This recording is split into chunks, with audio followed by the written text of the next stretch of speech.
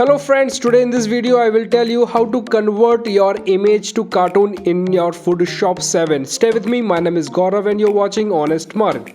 First of all, you have to open this image in Adobe Photoshop 7. I have already opened this file. After that, make a duplicate file of this image.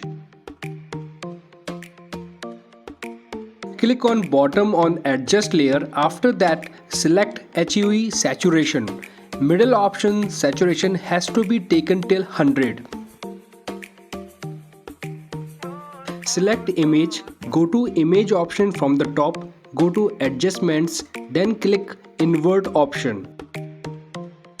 Then after, select the option on the top and go to the dodge color option. Image has been converted into the white sheet. Click filter from the top menu, then select blur option, then select option Gaussian blur. Now you can adjust according to you how much radius pixel you want. Click adjustment layer and select labels. Now here you can improve the picture quality, is all up to you how much you want. Now I have done, I want to take the print, so go to the print option, select your printer and then hit the button.